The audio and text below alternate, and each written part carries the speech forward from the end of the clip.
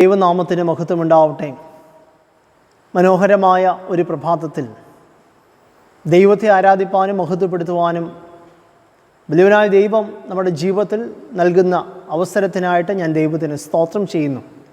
പ്രത്യേകിച്ച് ലോക്ക്ഡൗൺ ആയിട്ട് അതിൻ്റേതായ ബുദ്ധിമുട്ടുകളും പ്രയാസങ്ങളും ഒക്കെയുമായിട്ട് നാം ഓരോരുത്തരും ഭവനങ്ങളിൽ കുടുംബത്തോട് ചേർന്നായിരിക്കുമ്പോൾ കുടുംബമായി ദൈവത്തെ മഹത്വപ്പെടുത്തുവാനും ലഭിക്കുന്ന ഈ അവസരം പ്രയോജനപ്പെടുത്തുവാനായിട്ട് ആഹ്വാനം ചെയ്യുന്നതോടൊപ്പം എല്ലാവരെയും സന്തോഷപൂർവ്വം ഈ ആരാധനയിലേക്ക് സ്വാഗതം ചെയ്യുകയും ചെയ്യുന്നു.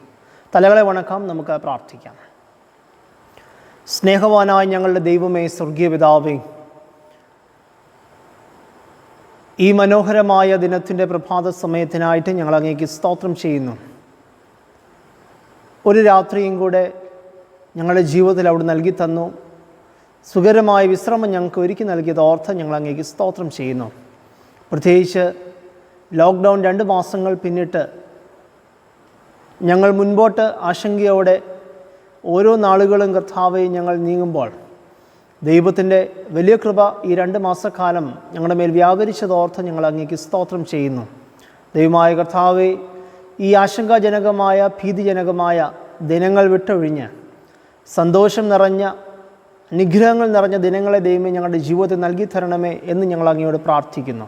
പ്രത്യേകിച്ച് ഒരു ആരാധനയുടെ അനുഭവത്തിന് വേണ്ടി ഞങ്ങൾ അങ്ങയോട് പ്രത്യേകമായിട്ട് യാചിക്കുന്നു. കർത്താവേ, ഞങ്ങളായിരിക്കുന്ന ഇടങ്ങളിലിരുന്നു കൊണ്ട്, ഞങ്ങളുടെ പരിമിതമായ സാഹചര്യങ്ങളായിരുന്നു കൊണ്ട് ദൈവത്തെ കുടുംബത്തോട് ചേർന്ന് മഹത്വപ്പെടുത്തുവാനും ദൈവകൃപ അനുഭവിപ്പാനും ഞങ്ങൾ ഓരോരുത്തരെയും സഹായിക്കണമെന്ന് പ്രാർത്ഥിക്കുന്നു. പരിശുദ്ധാത്മാവിന് നിറവ് കൊണ്ട് കൃപ കൊണ്ട് ഞങ്ങളെ നിറച്ചനുഗ്രഹിച്ചാട്ടെ. യേശു കർത്താവിൻ്റെ വിലയേറിയ നാമത്തിൽ തന്നെ. ദൈവനാമ മഹത്വത്തിനായി ജ്ഞാനകീർത്തനങ്ങളിൽ 158 കീർത്തനത്തിൻ്റെ 1, 3 ചരണങ്ങൾ നമുക്ക് പാടാം. കീർത്തനം 158.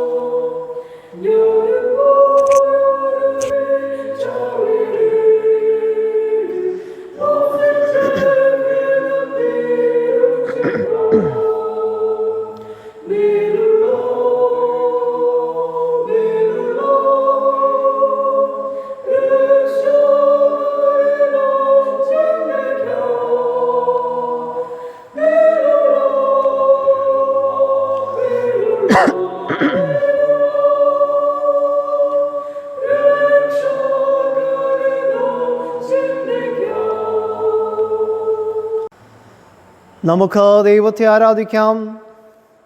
ദൈവം ആത്മാവാകുന്നു. അവനെ നമസ്കരിക്കുന്നവർ ആത്മാവിലും സത്യത്തിലും നമസ്കരിക്കണം. നമ്മുടെ പിതാവായ ദൈവത്തിങ്കൽ നിന്നും കർത്താവായ യേശു ക്രിസ്തുവിങ്കൽ നിന്നും നിങ്ങൾക്ക് കൃപയും സമാധാനവും ഉണ്ടാകട്ടെ. ഇത് യഹോവ ഉണ്ടാക്കിയ ദിവസം, ഇന്ന് നാം സന്തോഷിച്ച് ആനന്ദിക്കാം. കർത്താവേ, ഞങ്ങളുടെ അധരങ്ങളെ തുറക്കണമേ. പിതാവിനും പുത്രനും പരിശുദ്ധാത്മാവിനും മഹത്വമുണ്ടാകട്ടെ.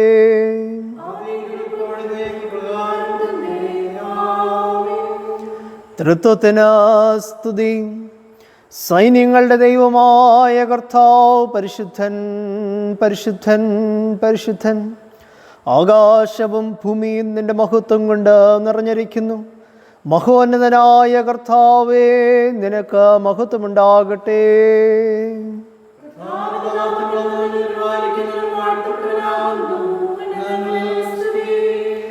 ദൈവമേ, നീ പരിശുദ്ധനാകുന്നു.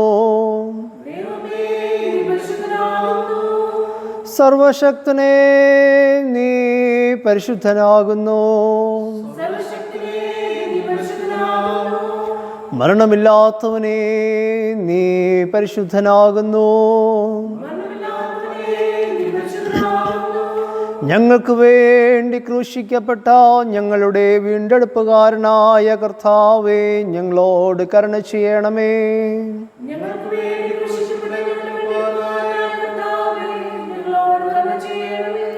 പരിശുദ്ധാത്മാവായ കർത്താവേ, ഞങ്ങളോട് കരുണ ചെയ്യണമേ.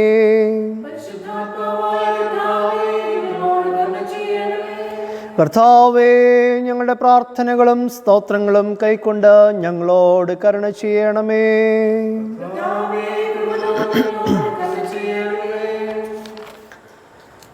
നമുക്ക് പ്രാർത്ഥിക്കാം. സർവശക്തനായ ദൈവമേ, ഞങ്ങളുടെ കർത്താവായ യേശുക്രിസ്തു മുഖാന്തരം ഞങ്ങളുടെ ആരാധനയും സ്തോത്രവും തിരുമുമ്പാകെ അർപ്പിക്കുന്നതിനായി ഞങ്ങൾ നിന്റെ സന്നിധിയിലേക്ക് വന്നിരിക്കുന്നു. ഞങ്ങളുടെ പാപങ്ങളെ പരമാർത്ഥമായി ഏറ്റുപറയുന്നതിനും മറ്റുള്ളവർക്കും ഞങ്ങൾക്കും വേണ്ടി പ്രാർത്ഥിക്കുന്നതിനും ഞങ്ങളെ സഹായിക്കണമേ. നിന്റെ പരിശുദ്ധ വചനം ശ്രദ്ധയോടെ കേൾക്കുന്നതിനാൽ ഞങ്ങൾ നിന്റെ സ്നേഹത്തിൻ്റെ വലുപ്പത്തെ കൂടുതൽ യഥാർത്ഥമായി അറിയുകയും നിന്റെ കൃപാഫലങ്ങളെ ഞങ്ങളുടെ ജീവിതത്തിൽ തെളിയിച്ചു കാണിക്കുകയും ചെയ്യേണ്ടതിന് ഞങ്ങളുടെ കർത്താവായ യേശുക്രിസ്തു മൂലം കൃപ ചെയ്യണമേ. പാപസ്വീകാരം. നമുക്ക് പാപമില്ല എന്ന് നാം പറയുന്നുവെങ്കിൽ നമ്മെ തന്നെ വഞ്ചിക്കുന്നു. സത്യം നമ്മളില്ലാതെയായി നമ്മുടെ പാപങ്ങളെ ഏറ്റുപറയുന്നുവെങ്കിൽ അവൻ നമ്മോട് പാപങ്ങളെ ക്ഷമിച്ച് സകല അനീതിയും പോക്കി നമ്മെ ശുദ്ധീകരിപ്പാൻ തക്കവണ്ണം വിശ്വസ്തനും നീതിമാനുമാകുന്നു. ഞാൻ എഴുന്നേറ്റ് അപ്പൻ്റെ അടുക്കൽ ചെന്ന് അവനോട്, അപ്പാ, ഞാൻ സ്വർഗത്തോടും നിന്നോടും പാപം ചെയ്തിരിക്കുന്നു. ഇനി നിന്റെ മകൻ എന്ന പേരിന് ഞാൻ യോഗ്യനല്ല എന്ന് പറയും. ദൈവരാജ്യം സമീപിച്ചിരിക്കുന്നു. മാനസാന്തരപ്പെട്ട് സുവിശേഷത്തിൽ വിശ്വസിക്കുവിൻ. നമുക്കുള്ള മഹാപുരോഹിതൻ നമ്മുടെ ബലഹീനതകളിൽ സഹതാപം കാണിപ്പാൻ കഴിയാത്തവനല്ല. പാപമൊഴികെ സർവത്തിലും നമുക്ക് തുല്യമായി പരീക്ഷിക്കപ്പെട്ടവൻ അത്രേ നമുക്കുള്ളത്. നമുക്ക് മുട്ടുകുത്തി മൗനമായി നമ്മെ തന്നെ ശോധന ചെയ്യാം. നമുക്ക് നമ്മുടെ പാപങ്ങളെ സർവശക്തനായ ദൈവത്തോട് ഏറ്റവും വിനയമായി ഏറ്റുപറയാം. നമ്മുടെ വാക്കുകളിൽ, നമ്മുടെ നടപ്പിൽ, നമ്മുടെ പ്രവർത്തനങ്ങളിൽ, നമ്മുടെ ചിന്തകളിലൊക്കെ വന്നുപോയ കുറവുകളെ ദൈവമേ ഞങ്ങളോട് ക്ഷമിക്കണമേ എന്ന് ദൈവമുമ്പാകെ നമുക്ക് ഏറ്റുപറയാം.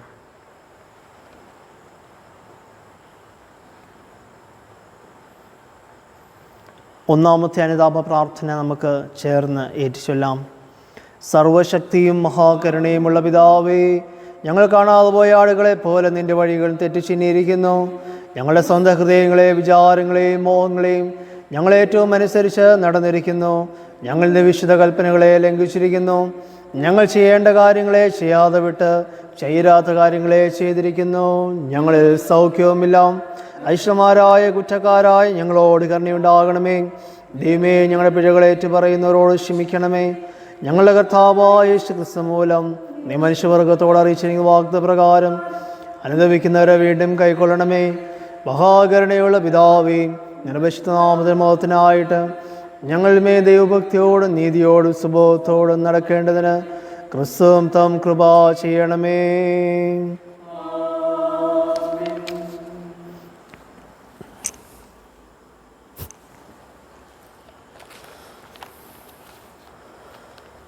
മനഃപൂർവമായ മനസ്സാന്തരത്തോടും സത്യവിശ്വാസത്തോടും തങ്ങളിലേക്ക് തിരിയുകയും തങ്ങളുടെ സഹോദരോട് ക്ഷമിക്കുകയും ചെയ്യുന്ന എല്ലാവർക്കും പാപമോചനം നൽകുമെന്ന് തൻ്റെ മഹാകരുണയാൽ വാഗ്ദത്തം ചെയ്തിരിക്കുന്ന സ്വർഗസ്ഥ പിതാവായ സർവശക്തിയുള്ള ദൈവം നമ്മുടെ കർത്താവായ യേശുക്രിസ്തു മൂലം നിങ്ങളോട് കരുണയുണ്ടായി നിങ്ങളുടെ സകല പാപങ്ങളും ക്ഷമിച്ച് അവയിൽ നിങ്ങളെ വിടുവിച്ച് സകല നന്മയിലും ഉറപ്പിച്ച് ബലപ്പെടുത്തി നിങ്ങളെ നിത്യജീവങ്കിലേക്ക് പ്രവേശിപ്പിക്കട്ടെ.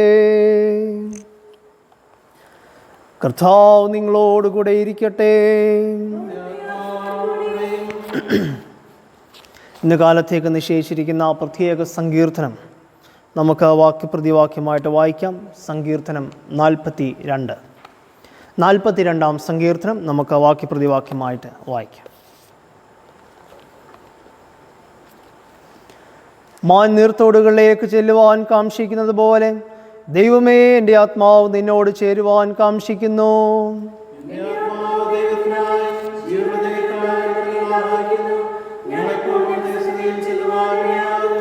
നിന്റെ ദൈവം എവിടെ എന്നവർ എന്നോട് നിത്യം പറയുന്നത് കൊണ്ട് എൻ്റെ കണ്ണുനീർ രാവും പകലും എൻ്റെ ആഹാരമായി തീർന്നിരിക്കുന്നു.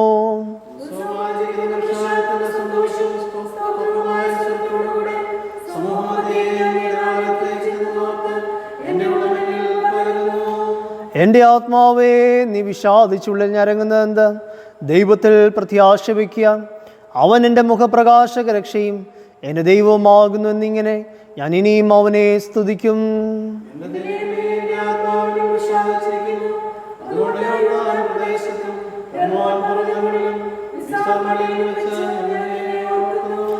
നിന്റെ നീർച്ചാട്ടങ്ങളുടെ ഇരച്ചിലാൽ ആഴിയാഴിയെ വിളിക്കുന്നു.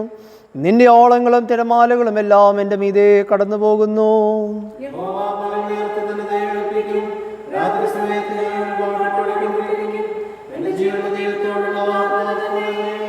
നീ എന്നെ മറന്നതെന്ത്?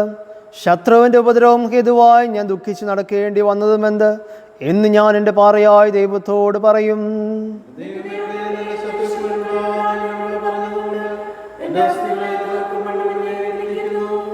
നമുക്ക് ചേർന്ന് വായിക്കാം. എൻ്റെ ആത്മാവേ, നീ വിഷാദിച്ചുള്ള ഞരങ്ങുന്നതെന്ത്? ദൈവത്തിൽ പ്രത്യാശ വയ്ക്കാം. അവൻ്റെ മുഖപ്രകാശ രക്ഷയും എൻ്റെ ദൈവവുമാകുന്നെന്നിങ്ങനെ ഞാൻ ഇനിയും അവനെ സ്തുതിക്കും. പിതാവിനും പുത്രനും പരിശുദ്ധാത്മാവിനും മഹത്വമുണ്ടാകട്ടെ.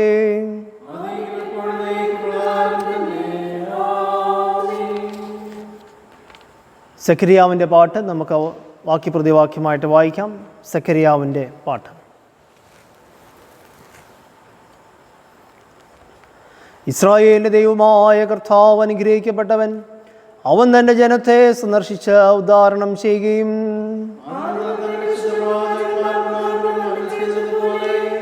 നമ്മുടെ ശത്രുക്കളുടെ വശത്തു നിന്നും നമ്മെ പകയ്ക്കുന്ന ഏവരുടെയും കയ്യിൽ നിന്നും നമ്മെ രക്ഷിക്കുവാൻ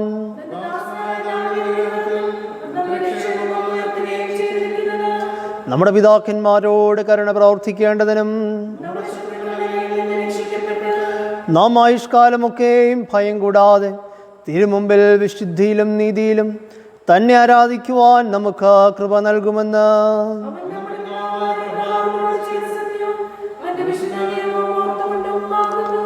നീയോ പൈതലേ അത്യുന്നതന്റെ പ്രവാചകൻ എന്ന് വിളിക്കപ്പെടും. കർത്താവിൻ്റെ വഴി ഒരുക്കുവാനും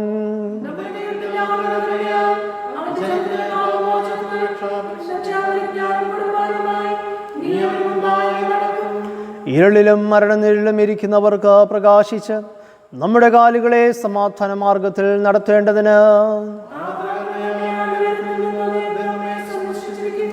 പിതാവിനും പുത്രനും പരിശുദ്ധാത്മാവിനും മഹത്വമുണ്ടാകട്ടെ.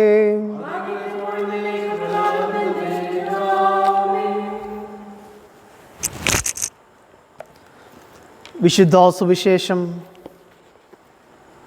വിശുദ്ധ യോഹന്നാൻ എഴുതിയ സുവിശേഷം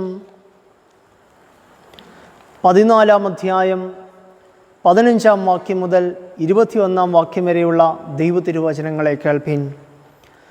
വിശുദ്ധ യോഹന്നാൻ എഴുതിയ സുവിശേഷം 14-ാം അധ്യായം 15-ാം വാക്യം മുതൽ.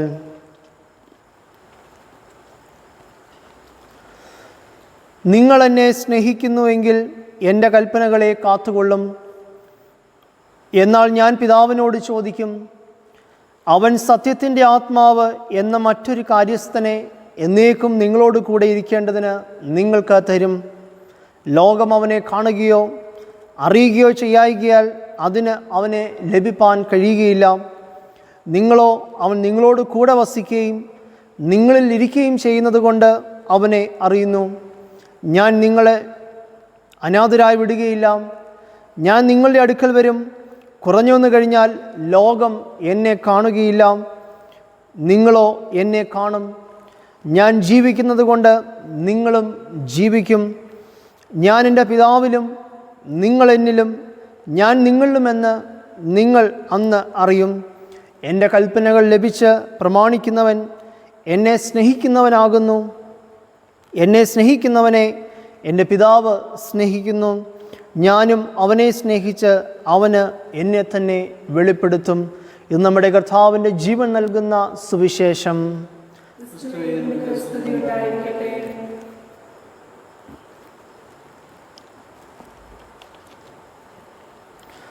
ക്രിസ്തീയ ഗീതങ്ങളിൽ 395 ഗീതം നമുക്ക് പാടാം. 395 ഗീതത്തിൻ്റെ ആദ്യത്തെയും അവസാനത്തെയും ചരണങ്ങൾ നമുക്ക് പാടാം.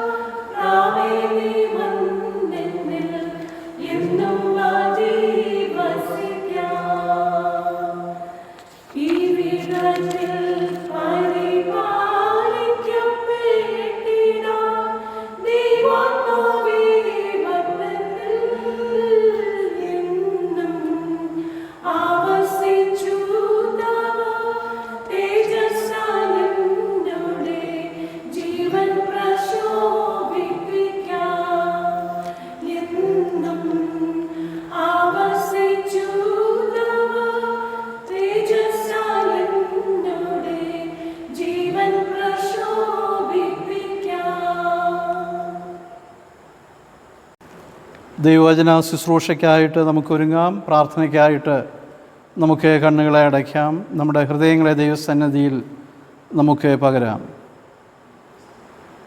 സകലത്തിൻ്റെയും സൃഷ്ടാവും പരിപാലകനുമാകുന്ന ഞങ്ങളുടെ വാഴ്ത്തപ്പെട്ട കർത്താവേ, വീണ്ടും ഒരു പ്രഭാതം കൂടെ കാണുവാനും അങ്ങയുടെ സന്നിധിയിൽ കടന്നു വന്ന് ആരാധിപ്പാനും ഞങ്ങൾക്ക് നൽകിയ അവസരത്തിനായി ഞങ്ങൾ അങ്ങേക്ക് സ്തോത്രം ചെയ്യുന്നു. അങ്ങയുടെ തിരുവചനത്തെ ധ്യാനിക്കുവാൻ കർത്താവെ അടിയങ്ങൾ അങ്ങയുടെ സന്നിധിയിലായിരിക്കുന്നു. ദൈവത്തിൻ്റെ ധാരാളമായ കൃപ ഞങ്ങളുടെ മേൽ വ്യാപരിക്കപ്പെടുവാൻ അവിടുന്ന് ഇടയാക്കണമെന്ന് പ്രാർത്ഥിക്കുന്നു. അങ്ങയുടെ മൃദുസ്വരം കേൾപ്പാൻ കർത്താവെ അവിടുന്ന് ഞങ്ങളെ സഹായിക്കണം. അവിടുന്ന് ഞങ്ങളുടെ ജീവിതത്തോട് എന്ത് ആവശ്യപ്പെടുന്നു എന്നുള്ളതിനെ വ്യക്തമായി കേൾപ്പാൻ ഞങ്ങളുടെ ഹൃദയങ്ങളെ അവിടുന്ന് ഒരുക്കണമേ എന്ന് പ്രാർത്ഥിക്കുന്നു. വചന ശുശ്രൂഷ കർത്താവെ ഞങ്ങൾക്കെല്ലാവർക്കും ഒരുപോലെ അനുഗ്രഹത്തിനും ആശ്വാസത്തിനും സൗഖ്യത്തിനും മുഖാന്തരമായി തീരണമേ എന്ന് പ്രാർത്ഥിക്കുന്നു. യേശുവിൻ നാമത്തിൽ അപേക്ഷിക്കുന്നത് ദയ തോന്നി കേൾക്കുമാറാകണമേ. ആമീൻ. ദൈവത്തിൻ്റെ അതിപരിശുദ്ധ നാമം വാഴ്ത്തപ്പെടുമാറാകട്ടെ. നമുക്കൊരുമിച്ച് ദൈവസന്നിധിയിലായിരിക്കാൻ സർവശക്തനായ ദൈവം വഴിയൊരുക്കിയതോർത്ത് ദൈവത്തിന് നമുക്ക് സ്തോത്രം ചെയ്യാം. പ്രത്യേകിച്ച് ഒരുമിച്ച് കടന്നു വന്നു ആരാധിപ്പാൻ നമുക്ക് സാധിക്കുന്നില്ല എങ്കിലും നമ്മായിരിക്കുന്ന ഇടങ്ങളിൽ ഇരുന്നു കൊണ്ട് ദൈവസന്നിധിയിൽ ആരാധിപ്പാൻ നമുക്ക് ലഭിച്ച ഈ അവസരത്തിനായി നമുക്ക് ദൈവത്തിന് സ്തോത്രം ചെയ്യാം. ഇന്ന് സഭയായി ചിന്തിക്കുന്ന വിഷയം പരിശുദ്ധാത്മാവ് എന്ന ദാനം. പരിശുദ്ധാത്മാവ് എന്ന ദാനം, promise of the Holy Spirit. അതിനാധാരമായി എടുത്തിരിക്കുന്ന വേദഭാഗങ്ങൾ യോവേൽ പ്രവാചന പുസ്തകം 2-ാം അധ്യായം അതിൻ്റെ 28 മുതൽ 32 വരെയുള്ള വാക്യങ്ങളും, ഗലാത്യർക്കെതിരെ ലേഖനം 5-ാം അധ്യായം അതിൻ്റെ 22 മുതൽ 26 വരെയുള്ള വാക്യങ്ങളും, 42-ാം സങ്കീർത്തനവും സുവിശേഷ വേദഭാഗമായി യോഹന്നാൻ്റെ സുവിശേഷം 14-ാം അധ്യായം അതിൻ്റെ 15 മുതൽ 21 വരെയുള്ള വാക്യങ്ങളുമാകും. ഇന്നത്തെ ചിന്തയ്ക്ക് ആധാരമായി എടുത്തിരിക്കുന്ന വാക്യം വിശുദ്ധ യോഹന്നാൻ എഴുതിയ സുവിശേഷം 14-ാം അധ്യായം അതിൻ്റെ 16-ാമത്തെ വാക്യം.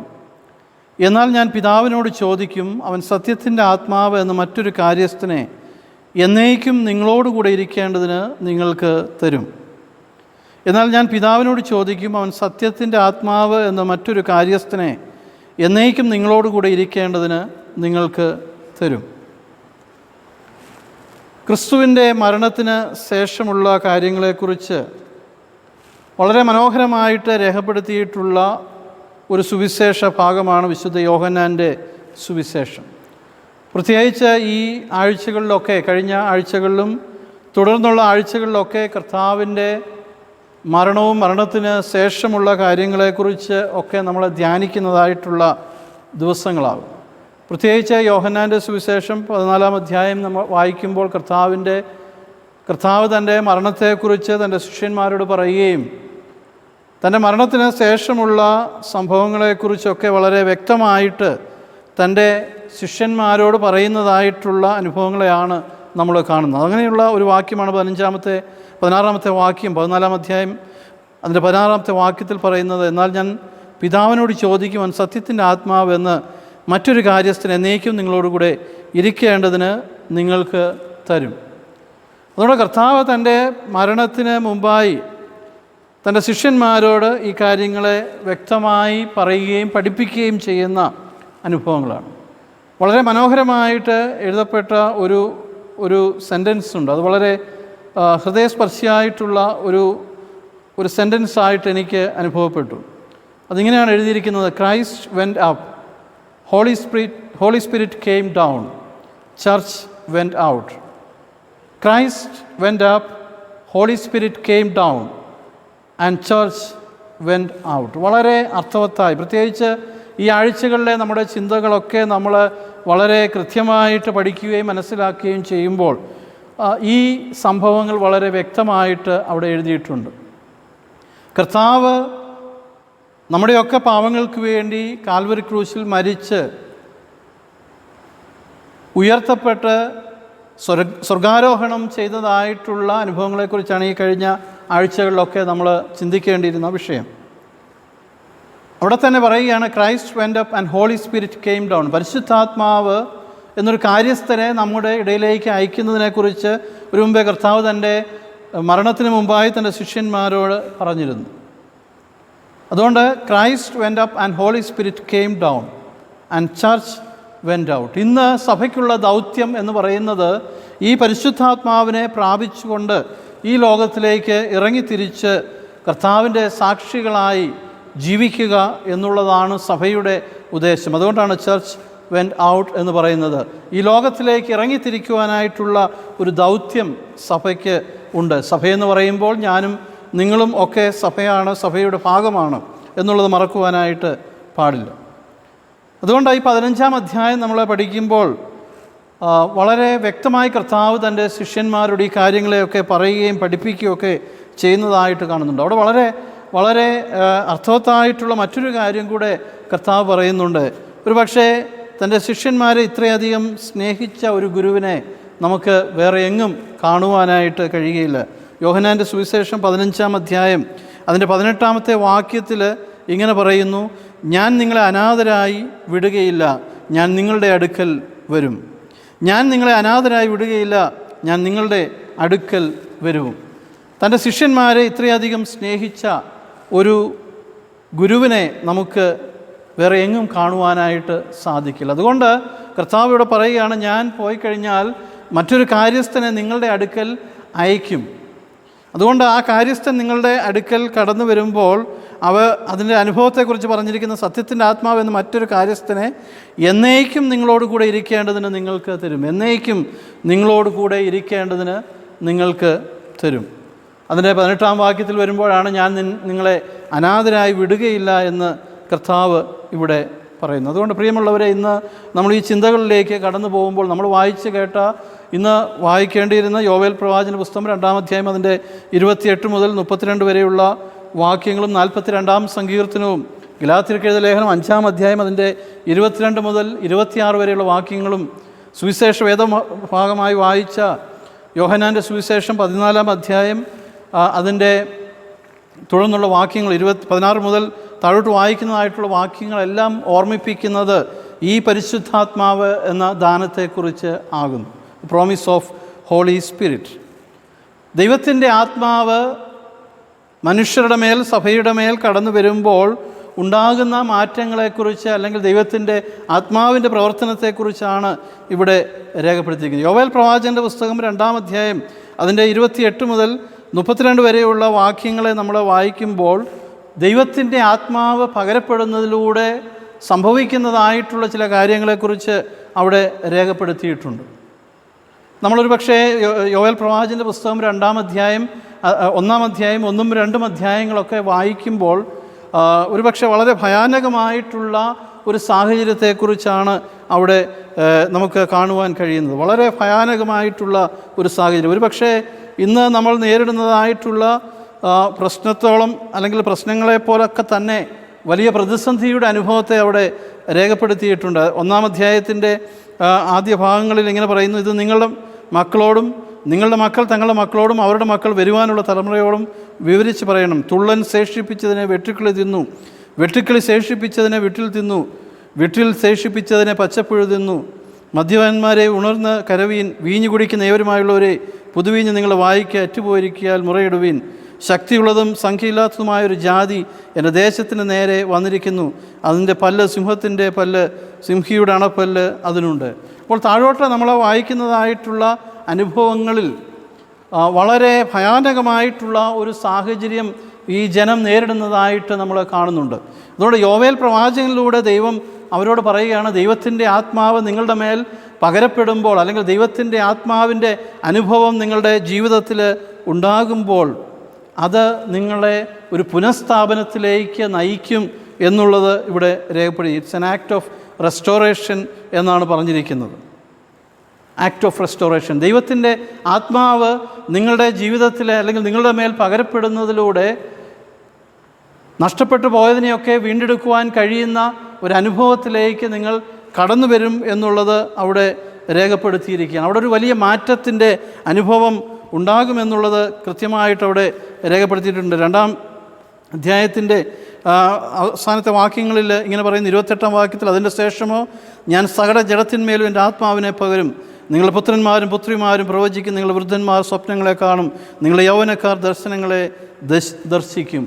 അതുകൊണ്ട് നഷ്ടപ്പെട്ടു പോയതിനെയൊക്കെ പുനഃസ്ഥാപിക്കുന്നതായിട്ടുള്ള ദൈവത്തിൻ്റെ ആത്മാവ് കടന്നു വരുമ്പോൾ അവിടെ ഒരു പുനഃസ്ഥാപനത്തിൻ്റെ അനുഭവം ഉണ്ടാകുമെന്നുള്ളത് ഇവിടെ കൃത്യമായിട്ട് രേഖപ്പെടുത്തിയിരിക്കുകയാണ്. ഞാനും നിങ്ങളുമൊക്കെ ഒരു പക്ഷേ ഇവിടെ യോവേൽ പ്രവാചകൻ്റെ പുസ്തകത്തിൽ രേഖപ്പെടുത്തിയിരിക്കുന്നത് പോലെ വലിയൊരു പ്രതിസന്ധിയുടെ അനുഭവത്തിലൂടെ, സകലവും നഷ്ടപ്പെട്ട അനുഭവത്തിലൂടെ, വളരെ ഭീകരമായിട്ടുള്ള ഒരു സാഹചര്യത്തിലൂടെ അവിടെ ജനം കടന്നു പോകുന്നുവെങ്കിലും ദൈവം അവരോട് കരുണ കാണിക്കുക, അല്ലെങ്കിൽ ദൈവത്തിൻ്റെ ആത്മാവ് അവരുടെ മേൽ പകരപ്പെടുമ്പോൾ അവിടെ ഈ നഷ്ടപ്പെട്ടു പോയതും അല്ലെങ്കിൽ ശിഥിലമാക്കപ്പെട്ടു പോയതിനെയൊക്കെ പുനഃസ്ഥാപിക്കുന്ന ഒരു അനുഭവത്തിലേക്ക് നയിക്കുന്നതായിട്ടിവിടെ രേഖപ്പെടുത്തിയിരിക്കുകയാണ്. നമ്മുടെ ജീവിതത്തിൽ ഈ ഒരു അനുഭവത്തിലേക്ക് നമ്മൾ കടന്നു വരേണ്ടത് ആവശ്യമാണ്. ഒരുപക്ഷെ നമ്മെ തകർത്ത് കളയുന്ന പല അനുഭവങ്ങളിലൂടെ ദൈവജനമാകുന്ന ഞാനും നിങ്ങളുമൊക്കെ കടന്നു പോകേണ്ടതായിട്ട് വരാം. എന്നാൽ നമ്മുടെ ദൈവം നമ്മെ തകർത്ത് കളയുന്ന ഒരു ദൈവമല്ല. അവൻ നമ്മെ പുനഃസ്ഥാപിക്കുന്ന, പുനർനിർമ്മിക്കുന്നവനായിട്ടുള്ള ഒരു ദൈവമാണ് എന്നുള്ളത്,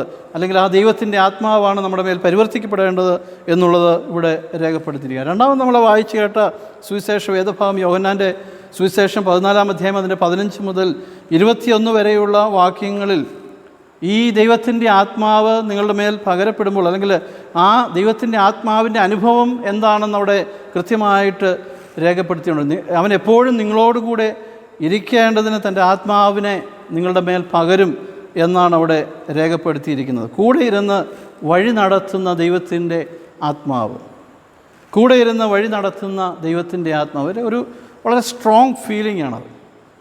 ഇവിടെ ശിഷ്യന്മാരോട് പറയുകയാണ്, ഒരുപക്ഷെ നിങ്ങളിനി വലിയ പ്രതിസന്ധികളെ നേരിടുവാനായിട്ട് പോവുകയാണ്. നിങ്ങളുടെ ഗുരു ഗുരു നിങ്ങളിൽ നിന്ന് നഷ്ടപ്പെടും, അല്ലെങ്കിൽ നിങ്ങളെ ഇനി അധിക കാലം നിങ്ങളോടുകൂടി ആയിരിക്കാനായിട്ട് കഴിയുകയില്ല എന്ന് പറയുമ്പോഴും അവരോട് പറയുകയാണ്, ഞാൻ നിങ്ങളെ അനാഥരായിട്ട് വിടുകയില്ല. ഞാൻ പോയി കഴിഞ്ഞാൽ ആ പരിശുദ്ധാത്മാവിനെ നിങ്ങളുടെ മേൽ പകരും. ആ പരിശുദ്ധാത്മാവ് നിങ്ങളോടുകൂടെ എപ്പോഴും ഇരിക്കേണ്ടതിന് എൻ്റെ ആത്മാവിനെ നിങ്ങളുടെ മേൽ പകരും, അല്ലെങ്കിൽ നിങ്ങളുടെ അടുക്കൽ അയക്കും എന്ന് പറയുന്നതായിട്ടുള്ള ഒരനുഭവം. ഇവിടെ ഗ്രീക്ക് പദം ഇവിടെ ഉപയോഗിച്ചിരിക്കുന്നത് പാരാക്ലീറ്റ് എന്നുള്ള വാക്കാണ്.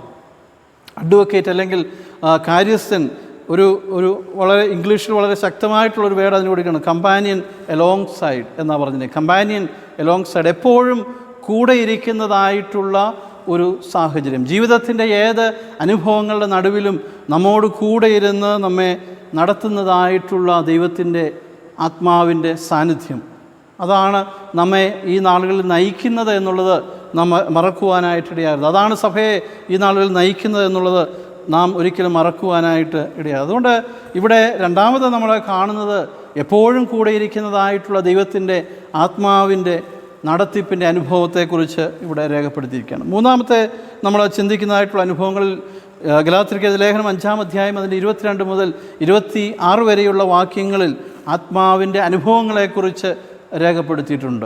ഈ ആത്മാവ് നമ്മളുടെ മേൽ പകരപ്പെടുമ്പോൾ, അല്ലെങ്കിൽ നമ്മുടെ മേൽ പകരപ്പെട്ട ഈ ആത്മാവിൻ്റെ അനുഭവങ്ങൾ ചിലതൊക്കെ ഉണ്ട്. അല്ലെങ്കിൽ ഈ ദൈവത്തിൻ്റെ ആത്മാവ് എന്നിലും നിങ്ങളിലും ഉണ്ടോ എന്ന് വെളിവാക്കുന്നതായിട്ടുള്ള ചില അനുഭവങ്ങളുണ്ട്. അതാണ് അവിടെ രേഖപ്പെടുത്തിയിരിക്കുന്നത്. ഗലാത്യർക്കെഴുതിയ ലേഖനം 5-ാം അധ്യായം അതിൻ്റെ 22-ാം വാക്യത്തിൽ പറയുന്നു, ആത്മാവിൻ്റെ ഫലമോ സ്നേഹം, സന്തോഷം, സമാധാനം, ദീർഘക്ഷമ, ദയ, പരോപകാരം, വിശ്വസ്തത, സൗമ്യത, ഇന്ദ്രിയജയം. ഈ വായ്ക്ക് വിരോധമായി ഒരു പ്രമാണവുമില്ല.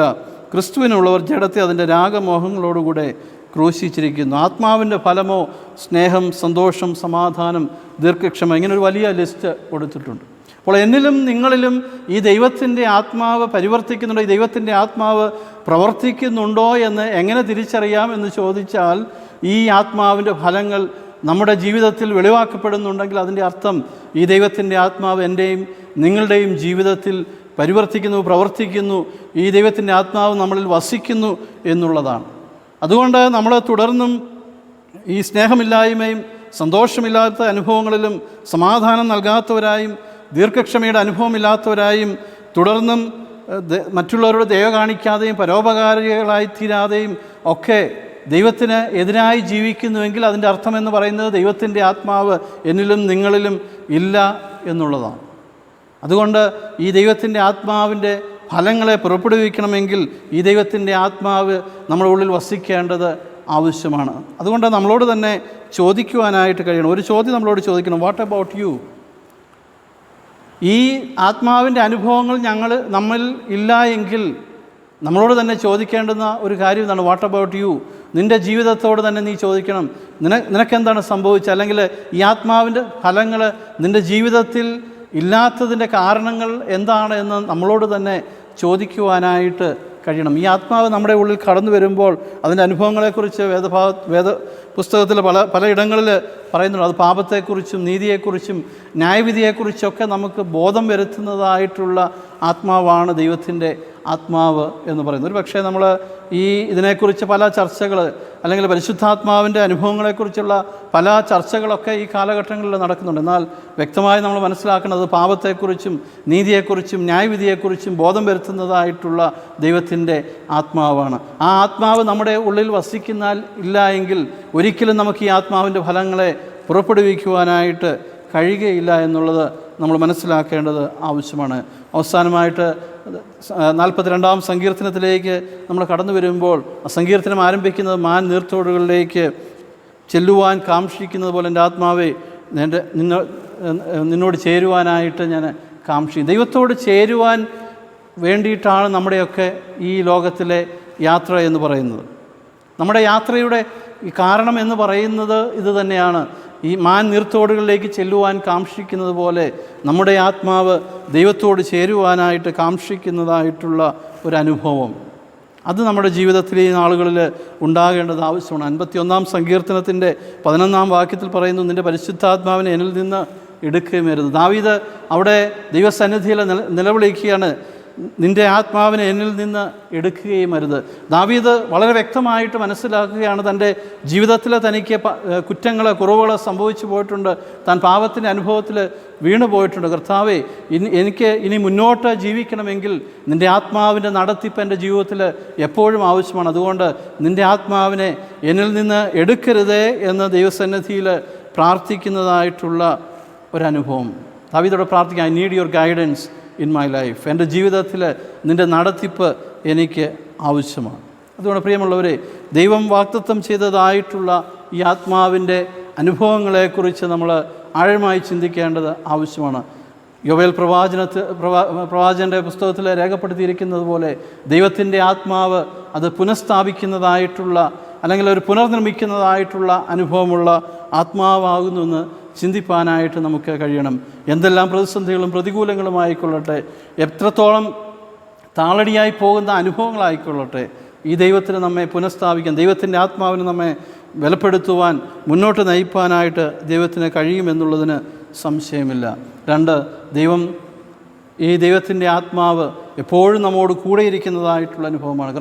ക്രിസ്തു തൻ്റെ ശിഷ്യന്മാരോട് പറഞ്ഞത്, ഞാൻ പോയാൽ എൻ്റെ കാര്യസ്ഥനെ നിങ്ങളുടെ അടുക്കൽ അയക്കും, അവൻ നിങ്ങളോട് കൂടെ എപ്പോഴും ഇരിക്കുമെന്ന് വാഗ്ദത്തം ചെയ്തതായിട്ടുള്ള ആ ദൈവത്തിൻ്റെ ആത്മാവിൻ്റെ അനുഭവം നമ്മുടെ ജീവിതത്തിൽ ഈ നാളുകളിൽ ഈ ദൈവം നമ്മോട് കൂടെയുണ്ട്.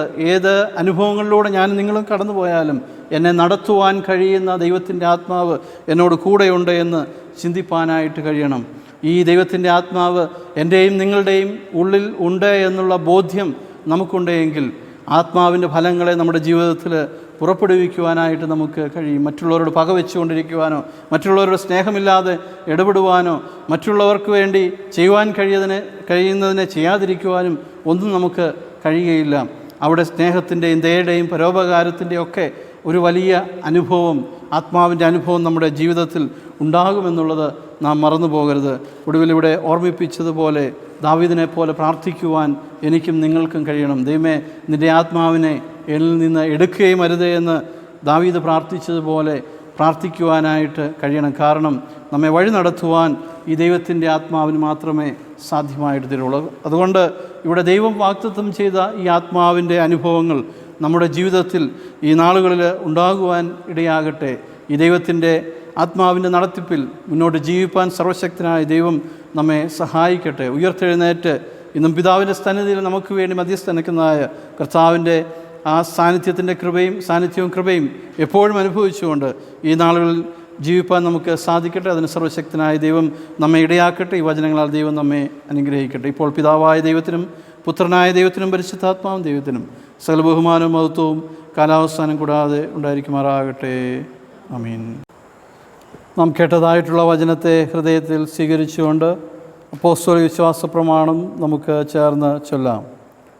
സർവശക്തിയുള്ള പിതാവായി ആകാശത്തെയും ഭൂമിയെയും സൃഷ്ടിച്ചനായ ദൈവത്തിൽ ഞാൻ വിശ്വസിക്കുന്നു. അവൻ്റെ ഏകപുത്രനായ നമ്മുടെ കർത്താവായ യേശു ക്രിസ്തുവിലും ഞാൻ വിശ്വസിക്കുന്നു. ഇവൻ പരിശുദ്ധാത്മാവിനാൽ കന്യമറിയിൽ ഉൽപ്പാദിപ്പിക്കപ്പെട്ടു, പൊന്തിയോസ് പിലാത്തോസിനിൽ കഷ്ടപ്പെട്ട് ക്രൂശിക്കപ്പെട്ടു, അവൻ പാതാളത്തിലേക്ക് ഇറങ്ങി, 3-ാം ദിവസം മരിച്ചെന്ന് അവനെയും ഉയർത്തെഴുന്നേറ്റു. അവൻ സ്വർഗത്തിലേക്ക് കയറി സർവശക്തിയുള്ള പിതാവായ ദൈവത്തിൻ്റെ വലത്ത് ഭാഗത്തിരിക്കുന്നു. അവിടെ നിന്ന് അവൻ ജീവനുള്ളവരെയും മരിച്ചവരെയും ന്യായവിധിപ്പാൻ വരികയും ചെയ്യും. പരിശുദ്ധാത്മാവിലും ഞാൻ വിശ്വസിക്കുന്നു. കാതോലിക സഭയിലും ക്രിസ്ത്യന്മാരുടെ സംസർഗത്തിലും പാപമോചനത്തിലും ശരീരത്തിൻ്റെ പുനരുത്ഥാനത്തിലും നിത്യജീവനിലും ഞാൻ വിശ്വസിക്കുന്നു. ആമേൻ. കർത്താവ് നിങ്ങളോട് കൂടെ ഇരിക്കട്ടെ. കർത്താവേ, ഞങ്ങളോട് കരുണയുണ്ടാകണമേ. കർത്താവേ, ഞങ്ങളോട് കരുണയുണ്ടാകണമേ. സ്വർഗസ്ഥനായ ഞങ്ങളുടെ പിതാവേ, അങ്ങയുടെ നാമം വിസ്തരിക്കപ്പെടണമേ.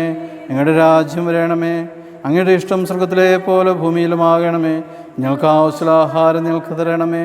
ഞങ്ങളുടെ കടക്കാരോട് ഞങ്ങൾ ക്ഷമിച്ചിരിക്കുന്നത് പോലെ ഞങ്ങളുടെ കടങ്ങളെ ഞങ്ങളോടും ക്ഷമിക്കണമേ. ഞങ്ങളെ പരീക്ഷയിലേക്ക് കടത്താതെ ദുഷ്ടനിൽ ഞങ്ങളെ വിടുവിക്കണമേ. രാജ്യവും ശക്തിയും മഹത്വവും എന്നേക്കും നിനക്കുള്ളതാകുന്നു. ആമീൻ. മധ്യസ്ഥ പ്രാർത്ഥനയ്ക്കായി നമുക്ക് ഒരുങ്ങാം.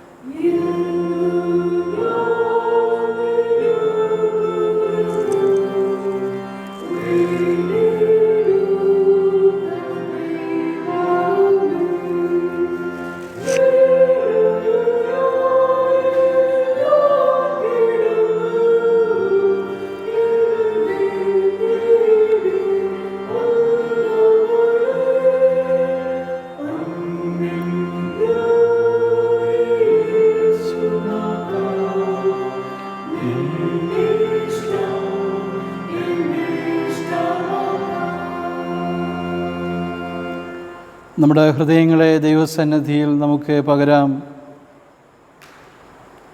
ഏഴയായി ഞാൻ കിടന്നപ്പോൾ എന്നെ തേടി വന്നതായിട്ടുള്ള ദൈവത്തിൻ്റെ സ്നേഹം സുവിശേഷ വേദഭാഗങ്ങളിൽ ഞങ്ങളെ ഓർമ്മിപ്പിച്ചതുപോലെ ഞാൻ നിങ്ങളെ അനാഥരായി വിടുകയില്ല എന്ന് തൻ്റെ ശിഷ്യന്മാരോട് പറഞ്ഞതായിട്ടുള്ള ഗുരുവായ കർത്താവിൻ്റെ വാക്കുകളെ നമുക്ക് ഓർക്കാം.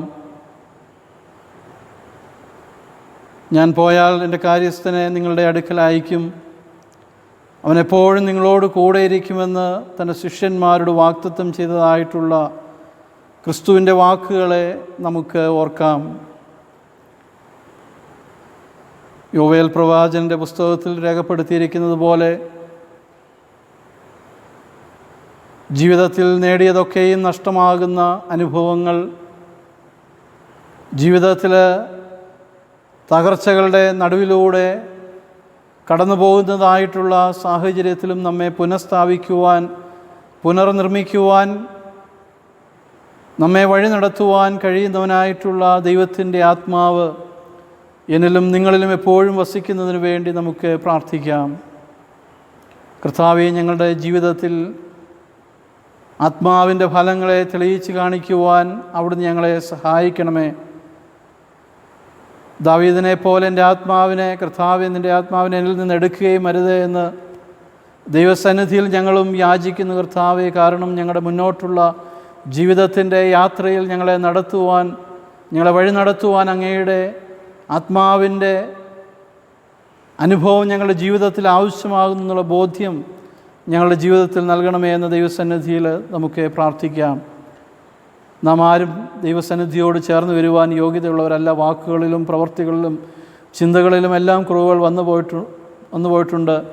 പലപ്പോഴും ചെയ്യേണ്ടുന്ന കാര്യങ്ങളെ ചെയ്യാതെ വിട്ട് ചേരുതാത്ത കാര്യങ്ങളെ ചെയ്യുന്നതായിട്ടുള്ള അനുഭവങ്ങൾ നമ്മുടെ ജീവിതത്തിലുണ്ട്. ആ കുറവുകളൊക്കെ ദൈവസന്നിധിയിൽ നമുക്ക് ഏറ്റുപറയാം. നമ്മുടെ പാവങ്ങൾ എത്ര കടും ചുമപ്പായിരുന്നാലും അതിനെ ഹിമം പോലെ വെളുപ്പിക്കുവാൻ കഴിയുന്നതായിട്ടുള്ള ദൈവത്തിൻ്റെ വലിയ സാന്നിധ്യത്തിനായിട്ട് സ്തോത്രം ചെയ്യാം. ജീവിതത്തിൽ നമ്മെല്ലാവരും അനുഭവിച്ച എല്ലാ നന്മകൾക്കും അനുഗ്രഹങ്ങൾക്കായി സ്തോത്രം ചെയ്യാം. ഇത്രത്തോളം ആരോഗ്യത്തോടെ നമ്മയെല്ലാം ദൈവം കാത്തു സൂക്ഷിച്ചതോർത്ത് ദൈവത്തിന് സ്തോത്രം ചെയ്യാം. എന്നാൽ ഇന്ന് ലോകത്തിൽ അനേകർ ഈ രോഗത്തിൻ്റെ മഹാമാരിയുടെ അനുഭവത്താൽ ഭാരപ്പെടുന്ന വ്യക്തികൾ, കുടുംബങ്ങൾ, സംസ്ഥാനങ്ങൾ, രാജ്യങ്ങൾ, അനേകർ കർത്താവ് ഈ രോഗത്തിൻ്റെ വലിയ പ്രയാസങ്ങളിലൂടെ കടന്നു പോകുന്നു. ഞങ്ങൾക്കറിവുള്ള, ഞങ്ങൾക്ക് പരിചയമുള്ള അനേകർ കർത്താവ് ഈ ലോകത്ത് നിന്ന് മാറ്റപ്പെട്ടു.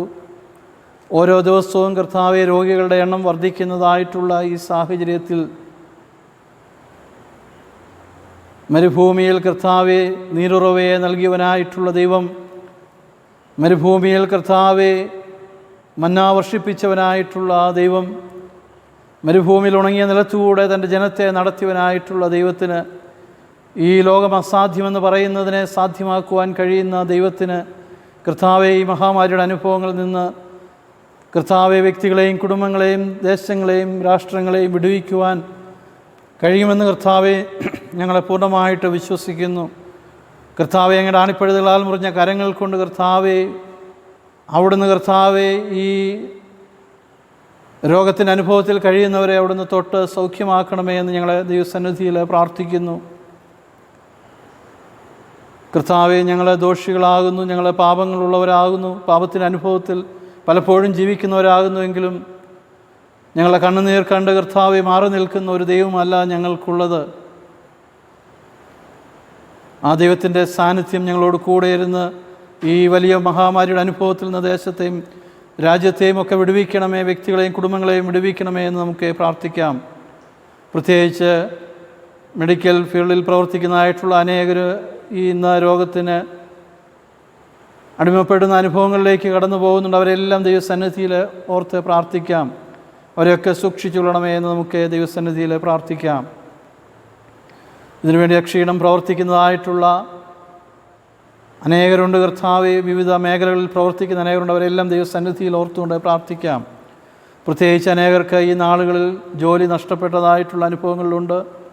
വിദേശത്തൊക്കെ ഞങ്ങൾ ജോലി ചെയ്യുന്ന അനേക പ്രിയപ്പെട്ടവർ അവിടെ ജോലി നഷ്ടപ്പെട്ട് തിരികെ നാട്ടിലേക്ക് വരുവാനായിട്ടൊക്കെ വലിയ പ്രയാസത്തിലൂടെ കടന്നു പോകുന്നവരുണ്ട്. അവരെല്ലാം ദൈവത്തിൻ്റെ സന്നിധിയിൽ നമുക്ക് ഏൽപ്പിച്ചുകൊണ്ട് പ്രാർത്ഥിക്കാം.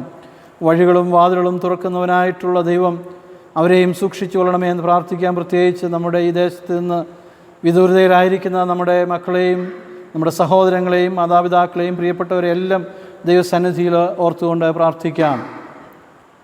ജീവിതത്തിൻ്റെ വിവിധമായ പ്രശ്നങ്ങളുടെയും പ്രയാസങ്ങളുടെയും ദുഃഖങ്ങളുടെയും നടുവിലൂടെ കടന്നു പോകുന്ന അനേകരുണ്ട്.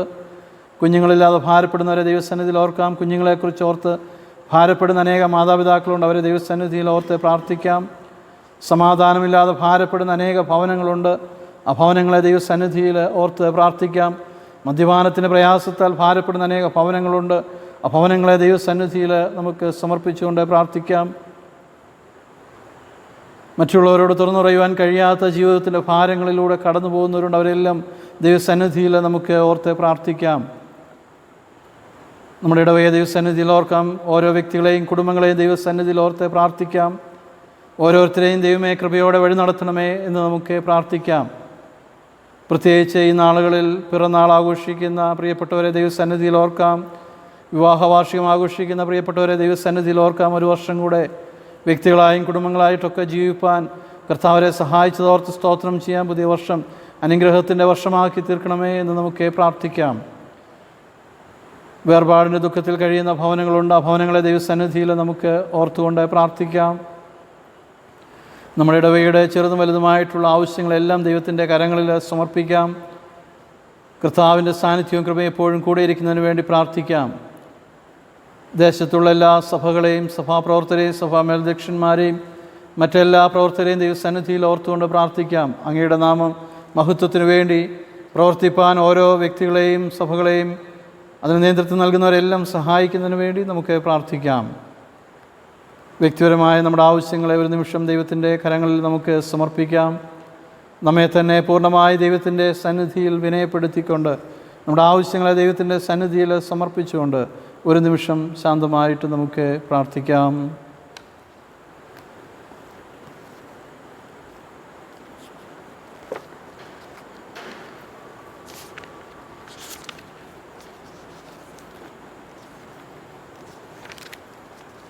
ദൈവസന്നിധിയിൽ നാം ഓർത്ത് പ്രാർത്ഥിച്ചതായിട്ടുള്ള വിഷയങ്ങളെല്ലാം സമർപ്പിച്ചുകൊണ്ട് പൊതുവിലുള്ള സ്തോത്ര പ്രാർത്ഥന നമുക്ക് ഉപയോഗിക്കാം. സർവശക്തിയുള്ള ദൈവമേ, സകലകരണങ്ങളെയും പിതാവേ, അയോഗ്യരായവരോടും സകല മനുഷ്യരോടും അങ്ങേക്കുള്ള സകല നന്മയ്ക്കായിട്ടും ആദരകരുണയ്ക്കായിട്ടും ഞങ്ങൾ നിനക്ക് മഹാവിനയവും മനഃപൂർവ്വമായി സ്തോത്രം ചെയ്യുന്നു. ഞങ്ങളെ സൃഷ്ടിച്ചതിനും പരിപാലിക്കുന്നതിനും എല്ലാറ്റിനും മേലായ ഞങ്ങളുടെ കർത്താവായ യേശുക്രിസ്തു മൂലം ലോകത്തെ വീണ്ടെടുത്ത് അങ്ങയുടെ വിലമതിച്ചിടാത്ത സ്നേഹത്തിന് വേണ്ടിയും കൃപാവഴികൾക്ക് വേണ്ടിയും മഹത്വത്തിന് പ്രത്യാശയ്ക്ക് വേണ്ടിയും ഞങ്ങൾ നിന്നെ സ്തുതിക്കുന്നു. അങ്ങയെ സേവിക്കുന്ന ഞങ്ങളെ ഏൽപ്പിച്ച ഞങ്ങളുടെ നാളുകളൊക്കെയും വിശുദ്ധിയോടും നീതിയോടും നിന്റെ മുമ്പാകെ നടന്ന് അങ്ങനെ ഞങ്ങൾ അതിനാൽ കൊണ്ട് മാത്രമല്ല ഞങ്ങളുടെ നടപ്പിലും കൂടെ നിന്റെ സ്തുതിയെ പ്രസിദ്ധപ്പെടുത്തേണ്ടതിന് നിന്റെ സകലകരണങ്ങളെയും കുറിച്ച് തക്കതായ ബോധം ഞങ്ങൾക്ക് തരണമെന്ന് ഞങ്ങളുടെ കർത്താവായ യേശുക്രിസ്തു മൂലം ഞങ്ങൾ നിന്നോട് അപേക്ഷിക്കുന്നു. അവന് നിനക്കും പരിശുദ്ധാത്മാവിനും സകല ബഹുമാനവും മഹത്വവും കാലാവസാനം കൂടാതെ ഉണ്ടായിരിക്കട്ടെ. ആമീൻ. ജ്ഞാനകീർത്തനങ്ങളിൽ 163 കീർത്തനത്തിൻ്റെ ആദ്യത്തെ സ്റ്റാൻസ നമുക്ക് ചേർന്ന് പാടാം. ജ്ഞാനകീർത്തനങ്ങളിൽ 163 കീർത്തനം.